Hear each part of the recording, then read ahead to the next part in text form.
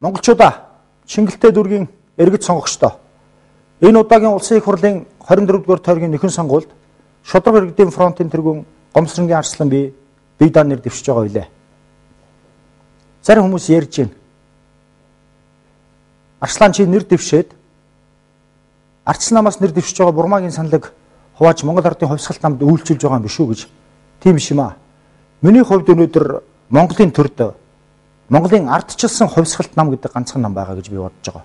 Учир нь юунд вэ гэвэл өнөөдөр энэ хоёр намын удирдлагад байгаа цөөн хэдэн нөхдүүд бүх зүйлийг тохироогоор хийж хоорондоо хуйлдан ард түмнийг хурдаг болсон.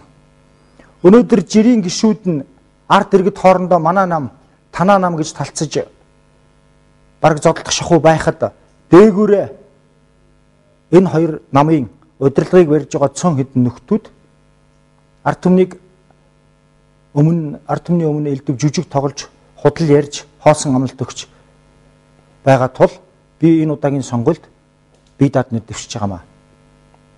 Сүүлийн 19 жил Монгол орны амьдрал ямар байдалтайг та бүгд сайн мэдж байгаа.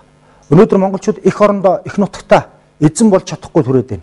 Та бидний өвгдөөцсөн хэдэн зуун жилийн турш, хэдэн мянган жилийн турш яс махаараа хамгаалж сөм газрын төлөө тэмцэж ирсэн энэ их байгалийн баялаг газар нутгийн маань өнөөдөр гадаадынхан зүгээр шахуу өгч байгаагийн тод илрэл бол хэдхэн хоногийн өмнө гарын үсэг зургацсан оюу толгойн гэрээ. Иргэний хөдөлгөөнүүд оюу толгойн асуудал дээр шүмжилттэй байр суурьтай хандж байгаа. Бид оюу толгойн орд газрыг өнөөдрийн байгаагаас илүү ашигтайгаар ард түмэндээ ашиглуулах гэсэн ийм л бодлын үүднээс тэмцсэн юм аа. Сүүлийн 19 жилд Монгол орнд амьдралын байдал улам хүнд болж байна.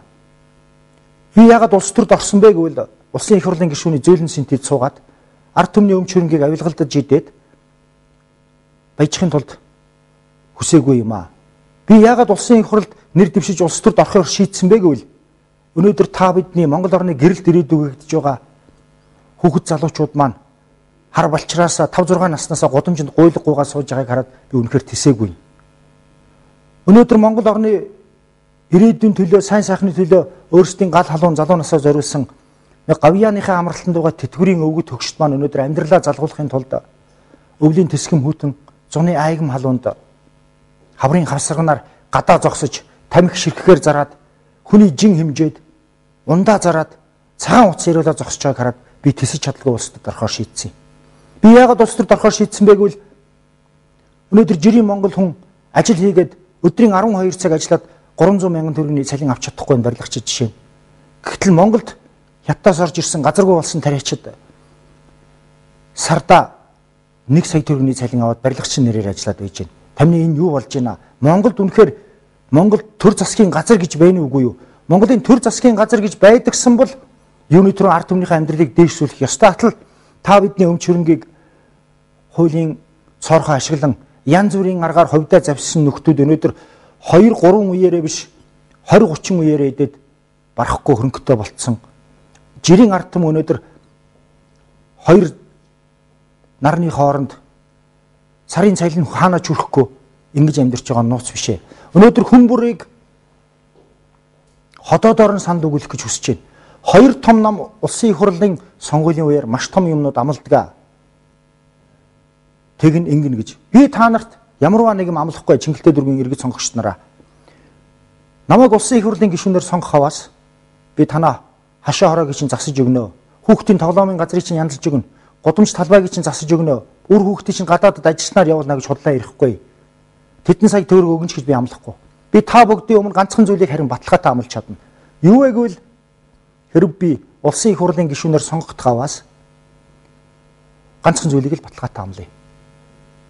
Хэрэг энэ хүний амьдралд үний юм гэж юм байдаг юм бол, шудраг юм гэж юм байдаг юм бол түүнийг нь Монгол оронд бий болгохын төлөө би өөрийн бүх хүч чадал, цаг зав, оюун ухаан, эрдэм боловсрлаа би зарцуулах болно. Үүнд тарин та бүгд итгэлтэй байж болно.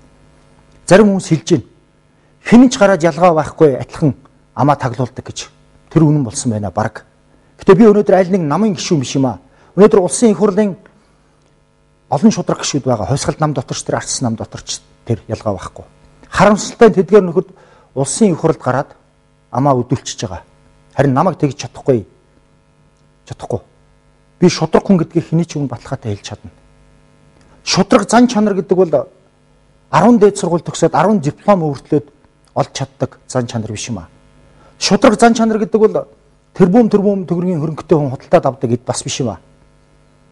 Шудраг зан чанар гэдэг бол эцэг эхээс заяасан хүний яс махан шингэсэн ийм зан чанар байдаг. Харамсалтай нь өнөөдөр энэ сайхан шудраг зан чанараа гээж байгаа, худалдаж байгаа маш олон хүмүүс байна. Над харин итгэж болно. Би хэний ч өмнө энийг баттай хийн, би ясны шудраг хүн гэдгээ. Тийм ч учраас сүүлийн 5 жилд бусад иргэний хөдөлгөөнүүдэд хамтран манай шудраг иргэдийн фронт гудамжинд тэмцлээ. Би яах гэж тэмцсэн бэ гэвэл өөрөө дарах сайд болохгүй юм аа. Үнэхээр энэ ядуурч байгаа ард түмний хараад тэсэж чадаагүй учраас үгээ хэлье гэж улс төрд орохоор шийдсэн. Одоо надад буцах зам гэж байхгүй. Би хэлсэн үгнээсээ буцвал ард иргэдийнхаа монголчууд та бүгдийн Чингэлтэн сонгогчдын саналыг би яаж өнөөрийг би эргэж яаж харах юм бэ? Өнөөдөр та бүгдэд тараах материал над хараахан байхгүй байна. Над хэдэн зуун сая төгрөгөөр хинч чирэггүй цаас хөвлүүлж явах тийм боломж алга байна. Боломж алга байна. Энд бичсэн байгаа миний хандивын дансыг мөн миний блогийг та бүгд хараарай. Харамсалтай миний блогийг сүүлийн 5-6 өдөр хааж байгаад өчигдрөөс нээж байна.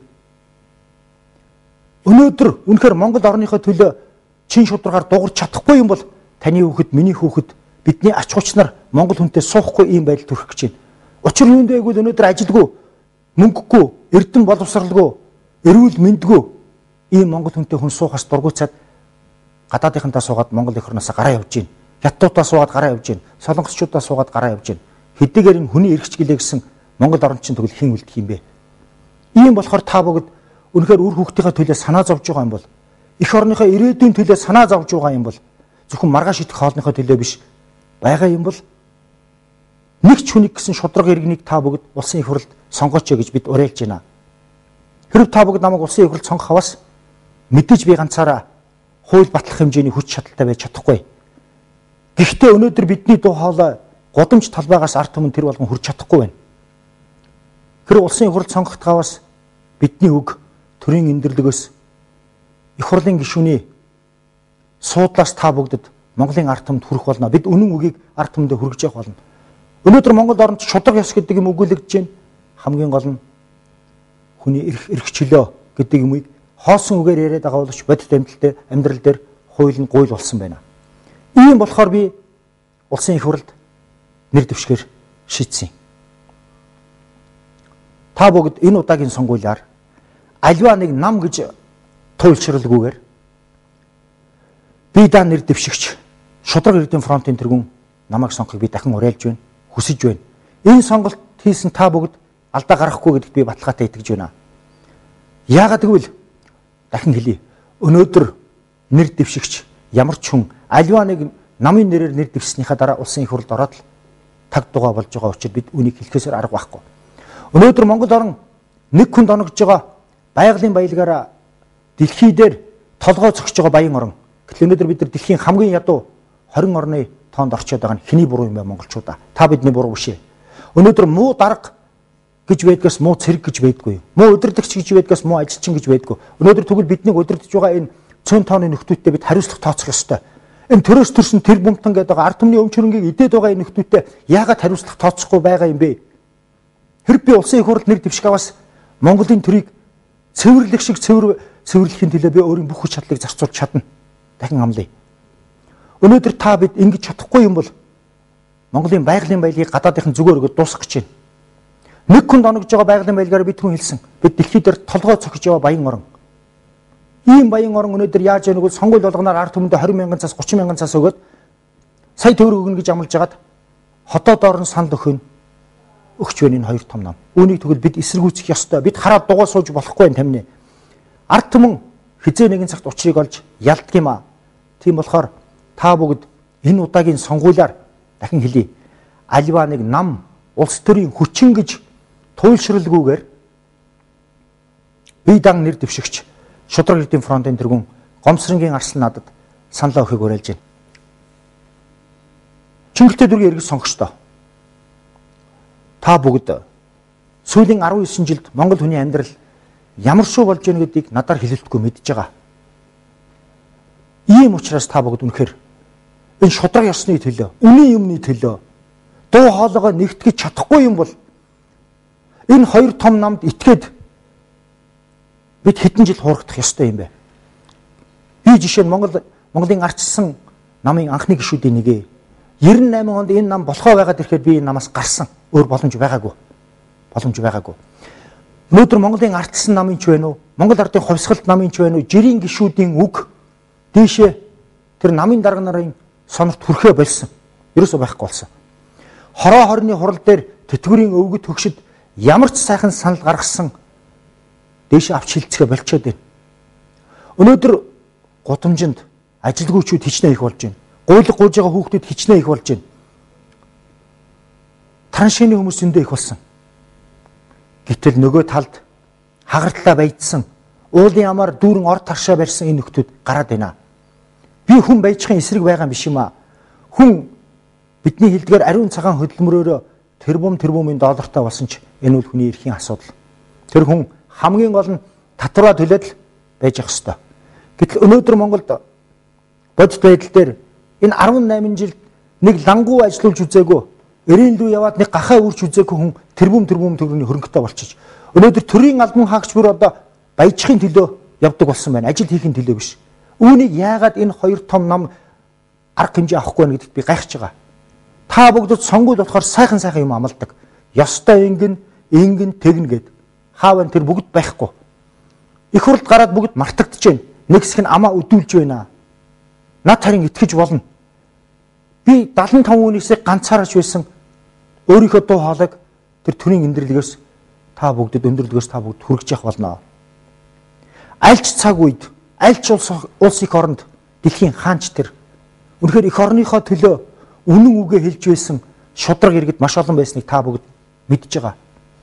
Харамсалтай нь өнөөдөр ийм шудраг иргэд Монголд амьдрахад улам хэцүү болж байна. Ажилгүй болж байна. Амьдралгүй болж байна. Нэр төрийн гутааж байна. Өнөөдрийн хувьд миний хувьд гэвэл анх удаага телевизээр албан ёсоор бидэнд олгогдсон 15 минутын дагуу үндэсний телевизээр та бүгд ярьж байгаа. Тэгэхээр энэ нэвтрүүлэг зөвхөн Улаанбаатар хотод гарахгүй Монгол улс даяар гарч байна. Монгол улсын иргэдээ. Үнэхээр та бүгд нойрноосоо сэрээд энэ ард түмний өмч хөрөнгийг луурж байгаа энэ цөөхөн тооны нөхдүүдийг бид өөрчилж чадахгүй юм бол, зөв хүндээ саналаа өгч чадахгүй юм бол Монгол орны амьдрал хэцүү болно. Та бүгд үнэхээр зориглон хөдлөөд зөв хүнийхээ төлөө саналаа өгөөд байх юм бол бид өөрчилж чадна. Өөрчилж чадна гэдэгт бид итгэлтэй байна. Яагаад гэвэл ард түмэн мөнхийн дарлуулж байдаггүй. Гэхдээ бид өөрчлөлтөө буу шийдэн бариад сарл ордон руу дайраад орохгүй лавтай. Бид тэгвэл өнөөдөр үндсэн хууль заасан эрхийнхаа дагуу сонгох эрхийнхаа дагуу зөв хүнээ сонгох ёстой. Зөв шудраг хүнээ сонгоо. Зөв шудраг хүнээ сонгож байж парламентд ядад дуу гардаг хүнтэй болох хэрэгтэй. Тэгвэл тэр хүнийг дагаад олон хүн өөрийн дуу хоолойгоо хүргэдэг юм аа. Өнөөдөр хөдөөгийн ард түмний амьдрал ямар хэцүү байгааг бүгд мэдж байгаа. Хөдөө орон нутгаас хүмүүс хот руу орж ирж байна. Ажил байхгүй. Цалин байхгүй. Оюу толгойн орд газрыг дөнгөж сая гэрээг нь хийгээд дууслаа. Оюу толгойн орд газраас Монголын ард түмэнд хүртэх зүйл нь маш бага байна.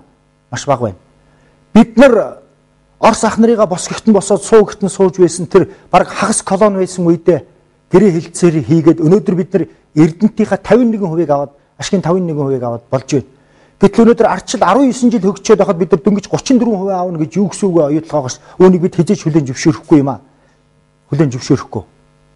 Та бүгд дуугарвал дуу нэгтэй, докторвол хүч нэгтэй гэдэг шиг энэ бүхний эсрэг үгээ хэлж нойрноосоо сэрэх цаг болсон, шудраг иргэдээ дэмжих цаг болсон байна. Аль нэг намыг биш. Өнөөдөр альва нэг нам гэдэг бол хамтарч байгаа ард түмний толгойг эргүүлэх, хулигдах, худал амлалт өгөх, их хурд гарсан хойно бүгдийг тас мартах ийм л байгууллага болцсон учраас дахин та бүгдээс хүсье. Шудраг иргэдийн фронтын дэргүүн Гомсрынгийн арслан надад та бүгд итгэж болно. Та бүгд Улсын их хурлын 24-р тойргийн нөхөн сонгуулиар надыг сонгох аваас дахин хэлье. Давтаж хэлье. Ганцхан зүйлийг та бүгдэд амлана. Би Монголд шудраг ёс, үнийн юм гэдгийг тогтоохын төлөө өөрийн бүх хүч чадлыг зарцуулах болно. Ингээ та бүгдийг 18-ны өдөр